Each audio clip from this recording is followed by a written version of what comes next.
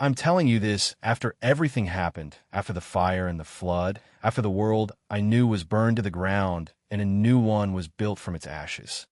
I'm telling you this because you need to understand how a quiet woman, a maid who was practiced in the art of being invisible, could find herself in the orbit of a man like Damien Lazareff. It started with a notebook, a cheap, spiral-bound thing with a faded blue cover. It started while he was in his office, and I was on my knees, scrubbing a floor that was already clean enough to see your soul in. It started because my son was dying. That is where every story truly begins, isn't it? With a heart that is breaking. Either your own or someone else's. In my case, it was both. My son Leo's heart was failing. A congenital defect, a ticking clock the doctor spoke of in hushed, sympathetic tones that did nothing to soften the blow. He needed a specialized surgery, one that cost more than I could earn in 10 lifetimes of scrubbing floors and polishing silver I would never own. Leo was 7. He had his father's eyes and my quiet nature. He loved stories about dragons and knights, and he didn't understand why he was always so tired, why he couldn't run with the other boys in the park. His father, Julian, understood perfectly. He also understood the cost. Julian was a man who had built his life on the scaffolding of public perception. A respected businessman, a philanthropist, a pillar of the community. Our shared past was a smudge on his otherwise pristine portrait, a detail he had meticulously painted over. I had gone to him, of course. It was the first thing I did after the diagnosis came back, a piece of paper that felt heavier than a gravestone. I didn't go to his gleaming office tower. I knew better. I waited for him outside a restaurant where he was having lunch, a place with white tablecloths and waiters who looked through me as if I were made of glass. When he came out, flanked by associates, his smile was a polished weapon. He saw me, and for a fleeting, fractional second, the mask slipped. I saw the annoyance, the cold, hard dread of complication. Then the mask was back in place. "Alara," he said, his voice smooth and concerned, loud enough for his companions to hear. "What a surprise. Is everything all right?" I didn't have the energy for games. The desperation was a physical thing, a sickness in my stomach. "It's Leo," I said, my voice barely a whisper. I held out the doctor's letter. He didn't take it. He wouldn't touch it. He wouldn't risk being contaminated by my desperation. "His heart," I choked out. "Julian, he needs an operation. It's urgent." His smile tightened. It was a masterpiece of public sympathy and private dismissal. Of course, he said, patting my arm in a gesture that was meant to look reassuring but felt like a shove. "We'll talk. Have your people call my people." My people. I was my people. A tired woman in a worn coat, standing on a city street, begging for her son's life. He made a move past me, a seamless, practiced escape. I did something I had never done before. I stepped in his way. "No," I said, my voice finding a sliver of steel I didn't know it possessed. "We'll talk now." The air chilled. His associates shifted, uncomfortable. Julian's eyes, those beautiful, empty eyes that had once promised me a future, turned to ice. "Alara," he hissed, the charm dissolving into pure, undiluted cruelty. "This is not the time or the place. You're making a scene. He is your son," I pleaded, the steel melting back into despair. He laughed. It was a short, sharp, ugly sound. "Allegedly," he said, the word a slap. "And even if he were, what do you expect me to do? You made your choices a long time ago.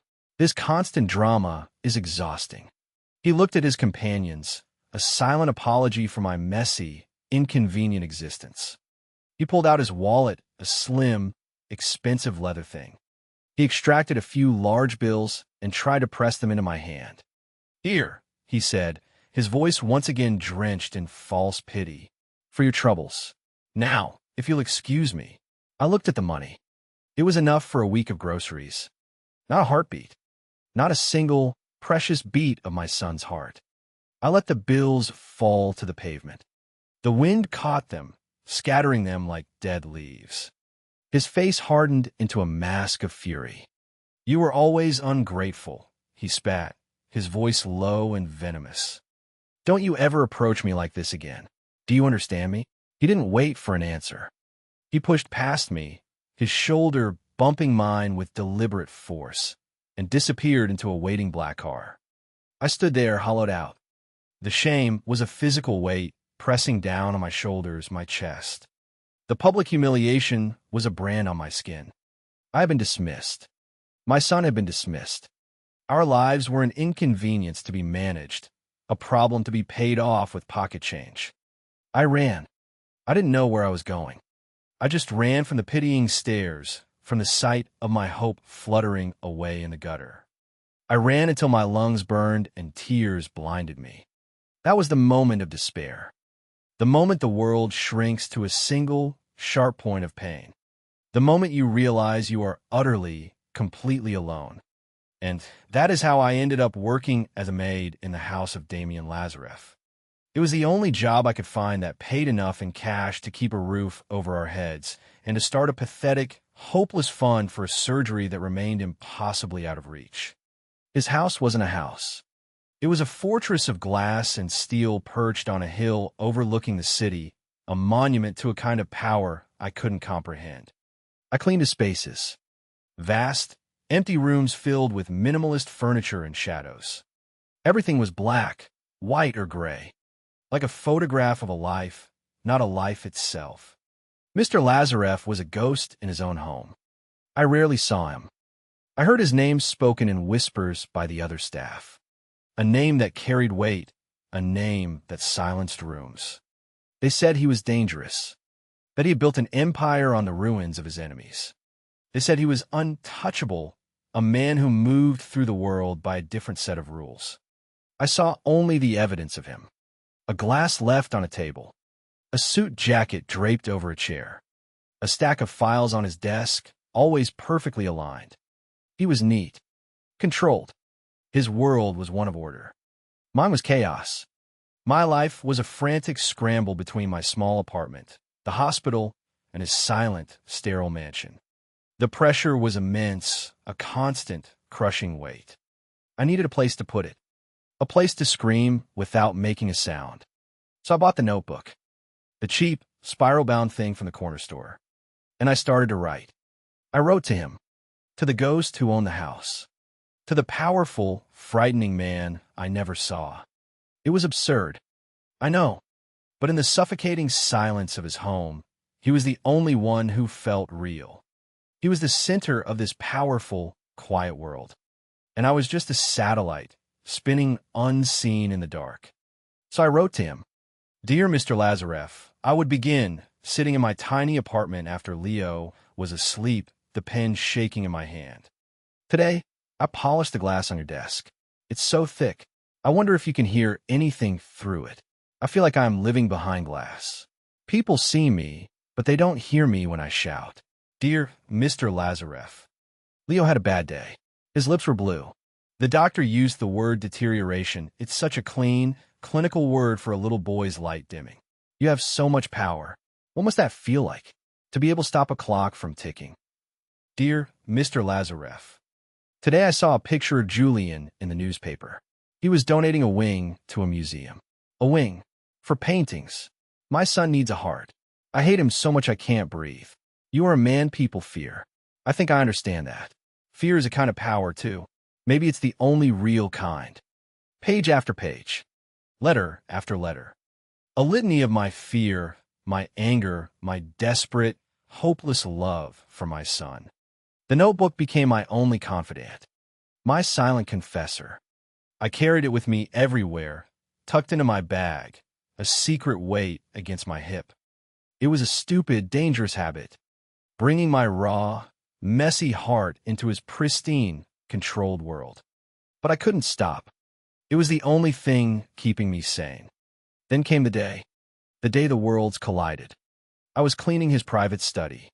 This was a rare occurrence, usually handled by a senior housekeeper, a stern woman who trusted no one. But she was ill, and the task fell to me. The room was intimidating. Floor-to-ceiling windows overlooked the city lights, a kingdom laid out at his feet. The desk was a vast expanse of dark, polished wood. On it were two notebooks. One was his, black leather, elegant, expensive. The other was mine, faded blue, cheap, a corner of the cover band. I had taken it out of my bag for a moment, setting it down to adjust my uniform, my mind a million miles away at the hospital, replaying the doctor's latest grim assessment. I got to the United Scene, bringing my personal effects into his private space. I was about to snatch it back, my heart hammering with the fear of being caught, when the door opened. He walked in. Damien Lazareff. In person, he was more imposing than the legends. Not because he was large, but because he was still. He had a stillness that absorbed all the sound and energy in the room. He was dressed in a perfectly tailored dark suit. His eyes, a shade of gray that was almost silver, swept the room and landed on me. I froze, my hand hovering over the desk. I felt like a mouse discovered by a hawk. He didn't say a word. His gaze was not angry.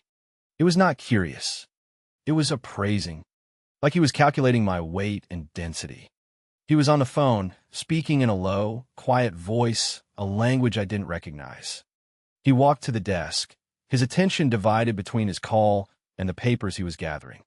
My blood ran cold. He was moving toward the notebooks. My notebook. My heart. My secrets bound in cheap cardboard. He finished his call, snapping his phone shut. With one fluid motion, he scooped up a stack of files, his black leather notebook, and my faded blue one. He tucked them all under his arm. Time stopped. I couldn't breathe. I couldn't speak. The words were lodged in my throat, a scream with no sound. That's mine. But how could I say that? How could I admit to bringing my personal diary, my letters to a man I didn't know, into his inner sanctum? It was grounds for immediate dismissal. Worse, it was an intrusion he would not tolerate. He turned to leave. His broad-shouldered lieutenant, a man they called Ivan who was always by his side, held the door open. Damien Lazareff paused in the doorway. He looked back, not at me, but at the desk. He frowned, a barely perceptible flicker of his brow. Something was out of place. His perfect order had been disturbed. He knew. He didn't know what he knew, but he knew something was wrong. His silver eyes met mine again. This time, there was a question in them. I stood there, paralyzed by terror. My entire world was tucked under his arm, and he walked out the door. It closed with a soft, final click. The sound of a vault being sealed. The sound of my life ending. I sank to my knees, the cleaning cloth falling from my numb fingers. The panic was a tidal wave, pulling me under. He had my soul in his hands, and he didn't even know it. Damien Lazareff sat in the back of his armored sedan as it slipped through the city's arteries. The world outside was a blur of neon and rain. Inside, it was silent, save for the soft hum of the engine. Ivan sat in the passenger seat, a mountain of quiet loyalty. Damien opened his briefcase, preparing to review the notes for his next meeting. He pulled out the files, his black leather notebook, and the other one. The blue one. He stopped. He stared at it. It was cheap. The cover was soft with wear, the spiral binding slightly crushed. It did not belong in his world. It was an anomaly, a piece of grit in his perfectly calibrated machine. He remembered the Maid, the new one, the one with the haunted eyes and the stillness that was different from his own. Hers was the stillness of a cornered animal, not a predator. He remembered the way she had frozen, her hand hovering over the desk. He had assumed she was startled. Now he understood. She had been reaching for this. A flicker of annoyance passed through him. The sloppiness of it. The unprofessionalism. He should have Ivan fire her immediately. He should toss the cheap notebook out the window and forget about it. He did neither. Curiosity, an emotion he rarely indulged, pricked at him. What secrets could a woman like that possibly have that were worth such terror? He opened the notebook. The handwriting was neat but rushed. The ink was slightly smeared in places, as if by a tear or a damp hand. Dear Mr. Lazareff. He read the first line, and his brows drew together. He flipped the page. Dear Mr. Lazareff. And another. Dear Mr. Lazareff. It was a collection of letters. To him, he felt a strange, unfamiliar sensation. It wasn't flattery. It was intrusion, but in reverse. He was the one intruding, looking into a window he hadn't known existed. He began to read. He read about the glass on his desk and the feeling of being unheard. He read about a little boy named Leo, whose lips turned blue. He read about the word deterioration. The clinical coldness of it settled in his own chest. He kept reading, the city lights flashing across his impassive face. He read about a man named Julian, a man who donated wings to museums while his own son's heart was failing. He read about her hatred, her helplessness, her shame. He read her analysis of him. "You're a man people fear. I think I understand that. Fear is a kind of power, too." A muscle in his jaw clenched. She saw him. Not the philanthropist caricature he presented to the public when necessary. Not the monster his enemies whispered about. She saw the tool he used, the pressure he applied. She understood the mechanics of his power, even from her position on her knees, scrubbing his floors. He closed the notebook, the cheap cardboard cover feeling strangely significant in his hands. The annoyance was gone, replaced by something else, something colder and sharper, a quiet, focused anger. But it was not directed at her. It was a protective anger, an instinct he hadn't felt in a very long time. This woman, this quiet, invisible maid, was loyal. Fiercely, desperately loyal to her son. Loyalty was a currency Damien Lazareff understood better than money. It was the bedrock of his empire. And this Julian had spat on it. He had betrayed the most fundamental loyalty of all. "Ivan," he said, his voice quiet but carrying the weight of an order already in motion. The lieutenant's eyes met his in the rearview mirror. "Find everything there is to know about a man named Julian Croft. Financials, connections, personal life. Everything." "Yes, sir," Ivan said. There was no question. There never was. "And give me Dr. Al-Jamil at the International Heart Institute. Tell him I need a consultation. Immediately." "For whom, sir?" Damien looked down at the blue notebook in his hands. "For a boy named Leo." The next day, I walked into work on legs made of lead. I expected to be stopped at the gate. I expected to be told my services were no longer required. I expected my final paycheck to be waiting for me with a note of cold dismissal. None of that happened. I was waved through as usual. The house was as silent as a tomb. Every shadow felt like an accusation. Every polished surface reflected my own terrified face. I spent the day in a fog of dread, waiting for the axe to fall. It didn't. When my shift ended, I practically ran from the house, gasping for air as if I had been underwater all day. The relief was so intense it made me dizzy. Maybe he hadn't read it. Maybe he had been busy. Maybe he had thrown it away without a second glance, dismissing it as trash. The thought was both a relief and a strange, sharp pang of disappointment. To be unseen was safe. But to be seen, truly seen, even in my ugliest desperation, there was a terrifying appeal to it. I pushed the thought away. Safety was all that mattered. I got home, and my neighbor, an elderly woman named Mrs. Gable, was waiting for me at my door, her face pale with worry. "Alara, thank heavens," she said, clutching my arm. "There was a man here, looking for you." My blood turned to ice. "Julian, what did he look like?" I asked, my voice tight. "Big," she said. "Very big, in a dark suit. Didn't say much, just that his employer needed to speak with you." Not Julian. My mind flashed to the mountain of a man who was always with Mr. Lazareff. "Ivan. He said a car would be here for you in an hour," she added, her eyes wide. The axe was falling, just not in the way I expected. An hour later, a black sedan, identical to the one Mr. Lazareff used, purred to a stop at the curb outside my worn-down apartment building. It was as out of place as a panther in a petting zoo. The back door opened. I walked toward it, my legs trembling. This was it. The confrontation. I slid into the plush leather interior. The car was empty, save for the driver. On the seat beside me, was a single object. My faded blue notebook. I stared at it, my heart pounding a frantic, painful rhythm against my ribs. The car pulled away from the curb, silent and smooth. We didn't drive toward his mansion on the hill. We drove toward the city center, toward the towering glass and steel of the financial district. The car stopped in a private underground garage beneath a skyscraper that bore no name, only a discreet, stylized L. A private elevator took me up, my ears popping as we ascended. The doors opened directly into an office that seemed to hang in the night sky. The walls were glass. The city lights were a carpet of diamonds below. And he was there, Damien Lazareff. He stood by the window, his back to me, looking down at his kingdom. He was not wearing a suit jacket, just a crisp white shirt and dark trousers. It made him seem less like a phantom and more like a man. A dangerous man. He turned, and his silver eyes pinned me in place. He held a glass of what looked like water. "Alara," he said. My name on his lips was a shock. It sounded solid. Real. I clutched my notebook to my chest like a shield. "Mr. Lazareff," I whispered. He gestured to one of the chairs opposite his massive desk.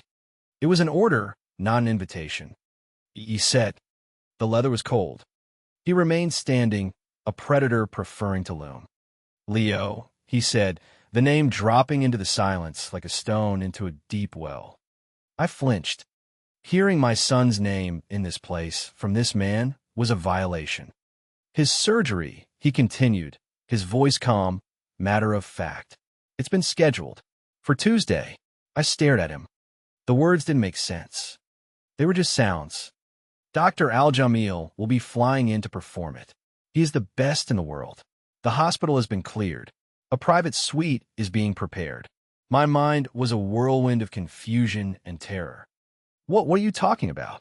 I managed to stammer. "I'm talking about your son's heart," he said, his gaze unwavering. "I'm fixing it." A cold dread washed over me, colder than the fear of Julian, colder than the fear of poverty. This was a different kind of power. A power that didn't ask. It simply did. "No," I said, the word coming out stronger than I expected. He tilted his head, a flicker of surprise in his silver eyes. "No, I can't accept this," I said, my voice shaking. "I don't know you. I can't. I couldn't say it. I can't be indebted to a man like you." He seemed to hear the words anyway. He walked over to his desk and sat down, finally meeting me at eye level. The gesture was meant to put me at ease, but it only increased the tension. "You wrote in your notebook that you wished you could stop the clock," he said quietly. He had read it. He had read it all. The shame was so intense, I felt physically ill. My private agonies, my most secret thoughts, laid bare before this stranger. "I'm stopping the clock," he said. "That is all." "Why?" I whispered, the question hanging in the air between us. "What do you want?" Everyone wanted something. Julian wanted me gone. The doctors wanted money I didn't have. What did this man want? My soul. "You misunderstand the transaction," he said, his voice devoid of emotion. "Your son needs something. I have it. It is a simple matter of logistics. What I want is irrelevant." "Nothing is that simple," I shot back, a spark of defiance flaring through my fear. "Men like you don't do things for logistics. You do them for a reason, for a price." A faint, almost imperceptible smile touched his lips. It vanished as quickly as it appeared. "The price," he said, "is that your son lives. The reason is that I do not tolerate betrayal." I stared at him, confused. "Julian Croft," he said, the name sounding like an epithet on his tongue. "He betrayed his own blood. An unforgivable offense. This is not about you. It is about him. You and your son are simply the collateral correction." Collateral correction. He made it sound like an accounting adjustment, a balancing of ledgers. But his logic, as cold and inhuman as it was, cut through my emotional panic. He wasn't offering charity. He was delivering a verdict. Julian was the target. We were just the weapon. "Your choice is this," he said, leaning forward. "You can refuse my help. You can go back to begging a man who has already discarded you. You can watch the clock you wrote about continue to tick. His eyes were like chips of ice. Or, you can allow me to handle the logistics. You could be at the hospital on Tuesday morning and watch the best surgeon in the world save your son's life. He stood up, signaling the end of the audience. The car is waiting. The choice is yours. But do not mistake pride for strength. Your strength is for your son. Do not waste it on me. I sat there, my cheap notebook held tight in my lap. He was right. My pride was a luxury I couldn't afford. My dignity had already been stripped from me on a public sidewalk. All that was left was my love for Leo. And this man, this dangerous, terrifying man, was offering him life. I stood up, my legs unsteady. "Tuesday," I said, my voice a raw whisper. He gave a single, sharp nod. "My driver will take you home. You're no longer required to work at my house. Your only job now is your son." I walked to the elevator, my mind reeling. I had come here expecting to be fired. I was leaving with my son's future secured by a man who spoke of life and death as if they were business transactions.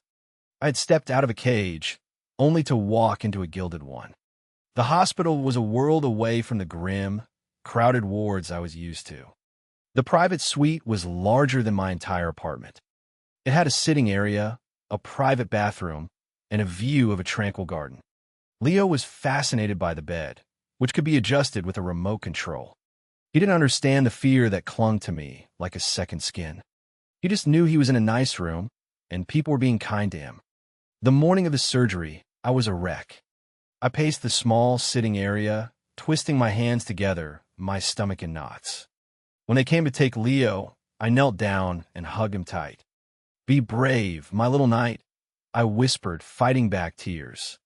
"For you, Mama," he said, his voice small but determined.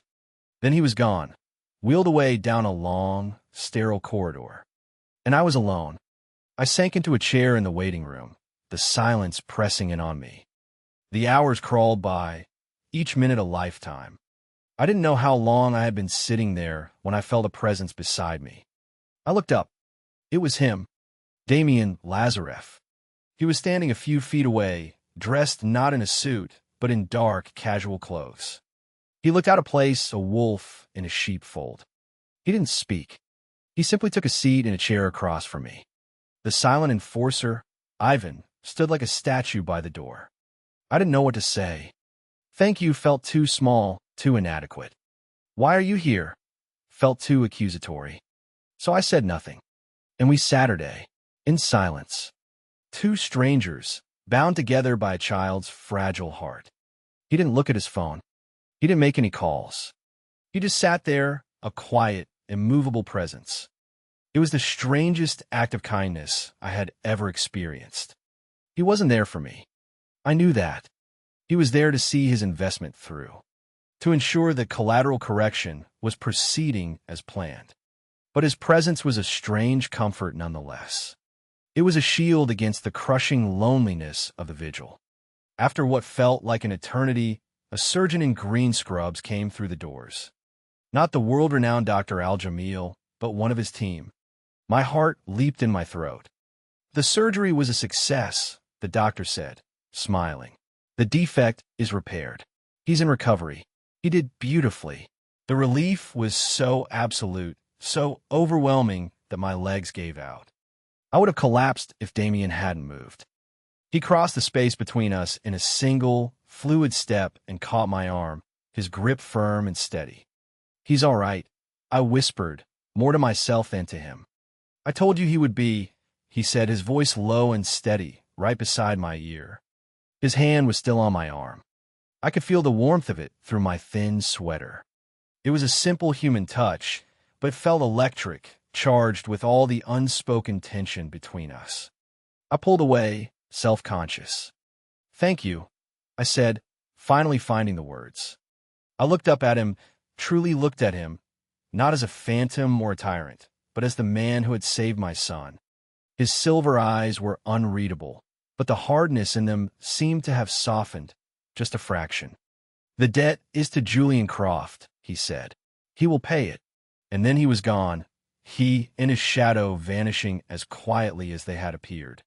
The weeks that followed were a blur of healing. Leo recovered with the speed and resilience of the young. The blue tinge to his lips was replaced by a healthy pink. He had more energy than I had ever seen. He could run. For the first time in his life, he could run. Watching him chase a ball in the park, his laughter echoing in the crisp autumn air, was a miracle I never thought I would see. Damien Lazareff kept his distance. There were no calls, no cars, no summons to his glass tower. But his presence was everywhere. The hospital bills vanished. A check arrived every month from a nondescript financial firm, enough to cover our rent and expenses, allowing me to focus solely on Leo. I was being kept, cared for, but I was still in a cage, just a much more comfortable one. Then the other part of his plan began to unfold. The attack on Julian. It started subtly. A whisper in a financial column about irregularities in one of his company's recent acquisitions. An anonymous blog post detailing his callous treatment of a former employee. Then it escalated. I received a call from a journalist. Then another. They had heard rumors. About a secret child. About a father refusing to pay for life-saving medical care. My quiet, private tragedy was becoming a public story. I panicked. This was not what I wanted. I had wanted to save my son, not destroy his father. I tried to find a way to contact Damien, but it was impossible. He was a fortress, and I no longer had the key. One evening, there was a knock on my door. It wasn't Ivan. It was Julian. He looked terrible. His usually immaculate suit was rumpled. There were dark circles under his eyes. The polished charm was gone, replaced by a raw, feral panic. "What have you done?" he hissed, pushing his way into my apartment.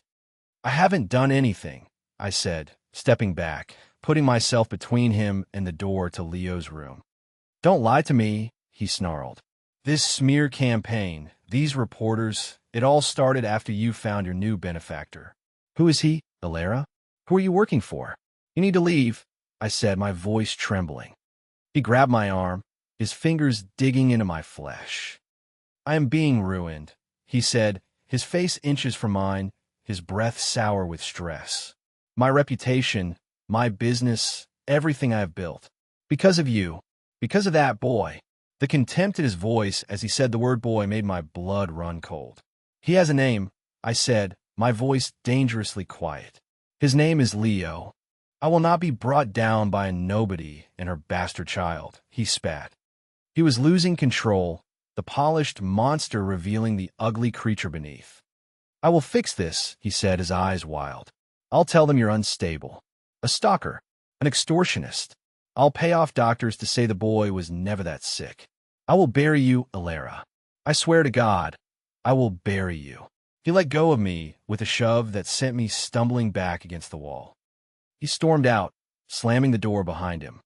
I stood there, shaking, the marks from his fingers already purpling on my arm. He was right. He would do it. He would use his money and his influence to paint me as a villain, to protect his own image. And people would believe him. They always believed men like Julian. The next day, the smear campaign he had threatened began. His new fiancée, a cruel socialite named Beatrice, gave an interview to a gossip magazine. She spoke of my unhealthy obsession with Julian, my history of emotional instability. She painted a picture of a desperate woman trying to extort money from a kind, generous man. Friends I thought I had stopped calling. My neighbor, Mrs. Gable, started looking at me with pity and suspicion. I was isolated, branded, just as he had intended. The final act was set for the annual Children's Foundation Charity Gala. It was the society event of the year. And this year, the man of the hour, the recipient of their prestigious humanitarian award, was Julian Croft. It was his masterpiece of public relations. His final, definitive move to cement his image as a saint and me as the crazy, lying woman in the shadows. The night of the gala, I was sitting in my small apartment, watching the local news coverage of the red carpet, a sick feeling in my stomach. I saw him arrive, smiling for the cameras, Beatrice glittering on his arm. He looked confident, victorious. Then there was a knock on the door. It was Ivan. He held out a garment bag and a box. "Mr. Lazareff requests your presence," he said, his voice a low rumble. "Where?" I asked, though I already knew. "At the gala." "No," I said, shaking my head. "Absolutely not. I can't. It's his night. He's winning." "Mr. Lazareff does not like to lose," Ivan said simply. "The car is waiting." Inside the bag was a dress. It was a simple, elegant black gown, understated and beautiful. In the box was a pair of shoes and a delicate silver necklace. It was a costume, armor for the battle to come. I didn't want to go. The thought of facing that crowd, of seeing Julian on that stage, filled me with a paralyzing dread. But the thought of him winning, of his lies becoming the final truth, was worse. I thought of Leo, sleeping peacefully in his room, his heart beating strong and steady. A heart that Damien Lazareff had paid for.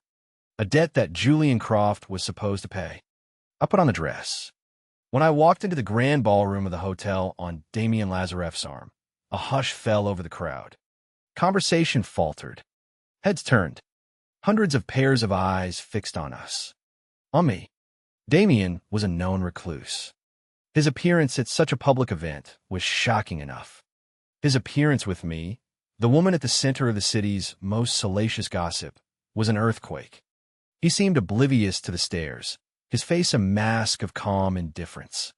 His hand rested lightly on the small of my back, a gesture that was both possessive and protective. It was a statement. He was choosing a side.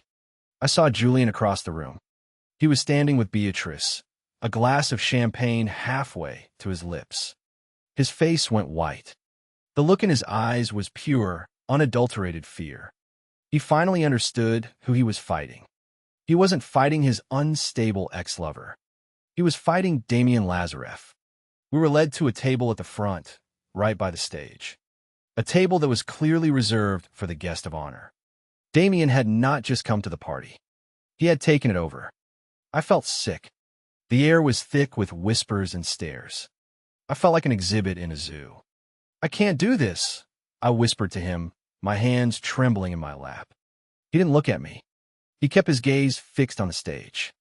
"You can," he said, his voice a low command. "You will. You will look him in the eye, and you will not look away." The dinner was an agonizing affair.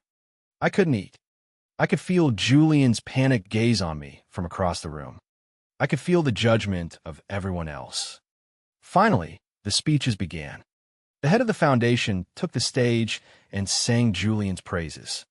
His generosity, his commitment to children. Then, it was Julian's turn. He walked to the podium, trying to project an aura of calm, humble grace. But I could see the sweat on his brow. I could see the tremor in his hand. He began his speech, thanking the foundation, speaking of the importance of charity. Then he shifted gears. "As some of you may know," he said, his voice taking on a somber, wounded tone, "my personal life has recently been the subject of malicious and unfounded rumors." He was doing it, right here, in front of everyone. "It is the unfortunate price of public life," he continued, a sad smile on his face, "that there will always be those who seek to tear you down, who try to profit from your good name through lies and extortion." He was looking directly at me now. I have been the target of such a campaign. A deeply disturbed individual has made baseless claims, trying to tarnish my reputation. But I will not be broken. I will not be silenced. I will continue to do the work that matters. For the children. The room was silent. He had painted his picture. The noble victim. The crazy, greedy woman. I felt all the air leave my body. The shame was suffocating. He was going to get away with it. Then I felt Damien's hand cover mine on the table. His touch was firm, steadying. "Now," he said, his voice a barely audible whisper. It was not a suggestion. It was a command. I stood up. My legs were shaking so badly I thought I would fall. A gasp went through the room. Julian faltered at the podium, his eyes wide with panic. "You're a liar," I said. My voice was a pathetic, trembling thing. But in the silent room, it was as loud as a gunshot. "My son's name is Leo," I said, my voice gaining a fraction of strength. and you are his father. Security. Beatrice shrieked from her table. Remove this woman. Julian held up a hand. Try to look magnanimous. Please, he said, his voice dripping with pity. She's unwell. Let's not make this any more difficult for her. I came to you, I continued, ignoring him, my eyes locked on his. I begged you. I showed you the doctor's reports, and you offered me pocket change. You told me my son was not your problem. Tears were streaming down my face, but I didn't care. This was not about dignity anymore. This was about truth. She's hysterical, Julian said to the crowd, his composure cracking. Am I? I asked, and a strange calm settled over me. The calm of having nothing left to lose. Or are you a monster? A man who would let his own child die to protect his public image. That's enough. Julian roared, his face purple with rage. And at that moment, the two massive screens on either side of the stage, which had been displaying the Foundation's logo, flickered to life. An image appeared. It was a bank statement. Julian's personal account. It showed a transfer of $2 million. Not to the Children's Foundation, but to an offshore account in a country known for its secrecy. An account linked to a company that was under investigation for fraud. The same company Damien had asked Ivan to investigate. The crowd murmured, confused. Then the screens changed. A new image appeared. It was a document. A DNA test result. It stated, with 999% certainty, that Julian Croft was the father of Leo Reyes. A collective gasp filled the ballroom. Julian stared at the screen, his face a mask of horror. But Damien wasn't finished. A sound filled the room. A voice. Julian's voice. I will not be brought down by a nobody and her bastard child. It was a recording. From my apartment. I'll tell them you're unstable. A stalker. An extortionist. I will bury you, Alara. The room was utterly, deathly silent. Every person in that room, the pillars of society, the philanthropists, the power brokers, had heard him. They had heard the monster behind the mask. Julian stood at the podium, exposed, shattered. His polished world had been dismantled in less than a minute. He looked from the screens to the faces in the crowd, faces that were now cold with judgment and disgust. Then he looked at Damien Lazareff. Damien met his gaze, his expression unchanging, his silver eyes cold and final. It was the look of a judge who had just passed sentence. Julian turned and fled the stage, stumbling like a drunkard, pushing his way through the stunned crowd. Beatrice, her face a mask of fury and humiliation, threw her napkin on the table and followed him. I stood there, shaking, tears of catharsis, of terror, of relief pouring down my face. Damien stood up beside me. He took my hand, his grip still firm.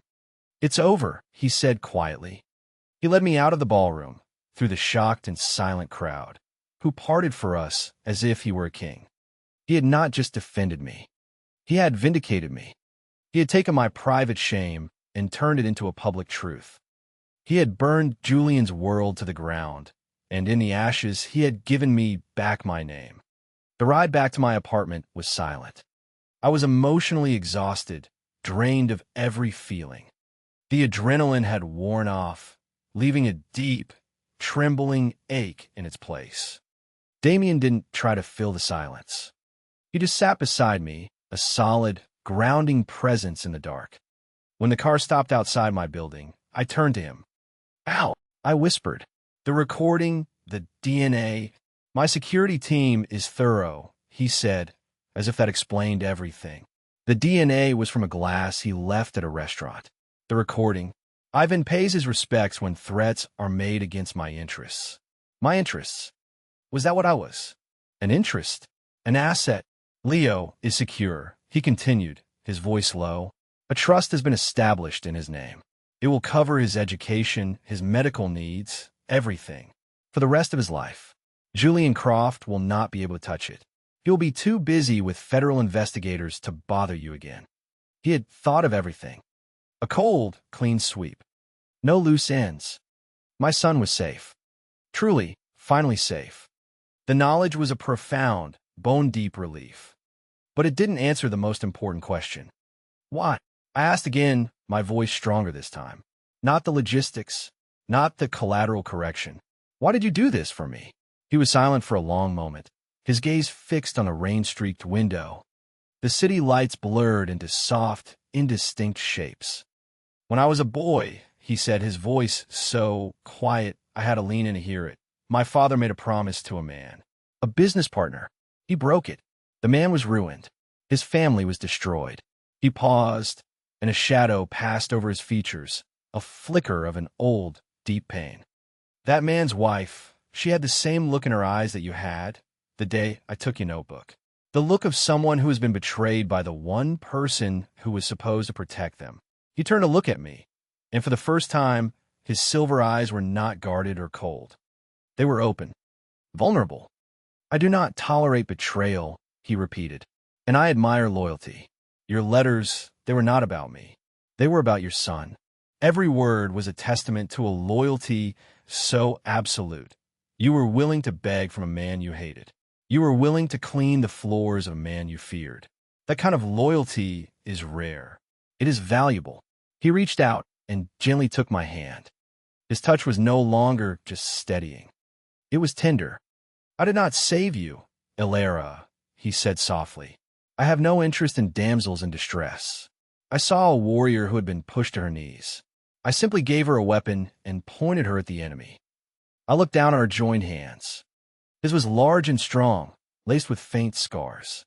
Mine was small, the nails short, the skin rough from work. I don't want to be indebted to you, I whispered, the fear of obligation still a powerful force within me. I can't be another one of your interests. You are not, he said, his voice firm. The debt from Julian Croft has been paid. You owe me nothing. He lifted my hand and brushed his lips against my knuckles. The gesture was shockingly intimate. What I want from you, he said, his eyes holding mine, is not something that can be bought or coerced. It must be given freely, or not at all. He let go of my hand. The choice, as always, is yours, he said. Take all the time you need. Build your life. Be free. And when you are ready, if you are ready, you know where to find me. He nodded to the driver. Ivan got out and opened my door. I stepped out of the warm, quiet sanctuary of the car and back into my own world. I watched the black sedan pull away and disappear into the night. Free. He had offered me freedom, not as a gift, but as a prerequisite. He didn't want a grateful, indebted servant. He wanted an equal, a warrior of her own accord. And for the first time, I started to believe that was what I could be. 6 months passed. It was spring. The world felt new, washed clean. Julian Croft was a ghost, a name in old newspaper articles about financial scandals and public disgrace. He had lost everything. His company, his reputation, his fiancée. He was a footnote in a story that was no longer mine. My story was about Leo. It was about watching him start school, his backpack almost as big as he was. It was about his first soccer game, where he scored a goal and ran to the sidelines, his face bright with a joy so pure it made my heart ache. His heart was strong. He was whole. We moved to a new apartment in a better neighborhood, one with a park across the street. I enrolled in a community college, taking night classes in business administration. I was building a life, not on the ruins of the old one, but on a new foundation. A foundation of my own making. The money from the trust Damien had established still arrived every month, a silent, steady reminder of him. But it no longer felt like a chain. It felt like a tool, a resource that gave me the one thing I had never had before: time. Time to heal. Time to grow. Time to become the person I was meant to be before life had beaten me down. I never heard from him.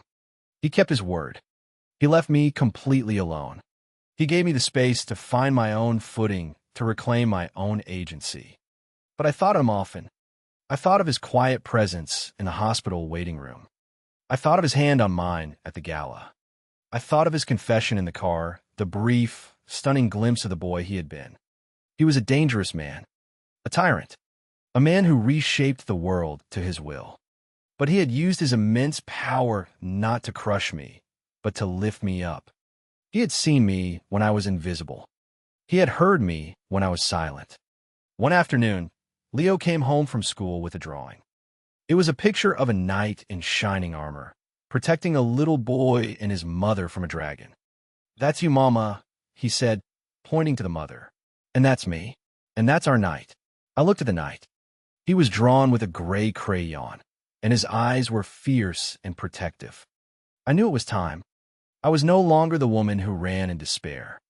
I was no longer the maid who scrubbed his floors. I was no longer afraid. That evening, after Leo was asleep, I took out a piece of paper. Not a page from a cheap notebook, but a sheet of crisp, clean stationery. I wrote a single sentence. "I'm ready."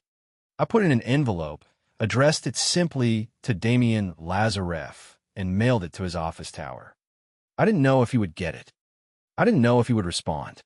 But I had made my choice. Freely. 2 days later, a black car was waiting for me when I came home from my afternoon class. Ivan stood by the door. He didn't say a word. He just opened it for me. This time, I didn't hesitate. I got in. The car didn't take me to his office. It took me to the mansion on the hill. The fortress of glass and steel. It looked different now. Less like a prison, more like a destination. The house was still silent, but the silence was different. It was peaceful, not empty. He was waiting for me in his study, the room where it had all begun. The late afternoon sun streamed through the windows, bathing the room in a soft, golden light.